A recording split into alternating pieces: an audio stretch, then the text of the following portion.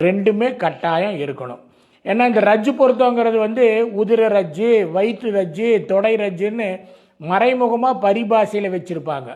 இந்தந்த நட்சத்திரத்துக்கு இந்த நட்சத்திரம் பொருந்தும் அப்படின்னு சொல்லி, இந்த நட்சத்திரத்துக்கு இந்த நட்சத்திரம் ரஜ்ஜு பொருத்தம் இருக்காது அப்படின்னா உங்களுக்கு புரிகிற மாதிரி சொன்னால் அண்ணன் தங்கச்சி கல்யாணம் பண்ணுற மாதிரி ஆகிடும். பொருத்தம் இல்லை, ரஜ்ஜு பொருத்தம் இல்லைன்னா.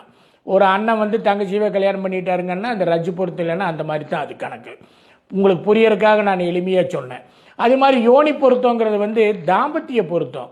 ஒரு பெண்ணினுடைய உடல்வாகு இப்படி இருக்கும், ஒரு ஆணுடைய உடல்வாகு இப்படி இருக்கும்.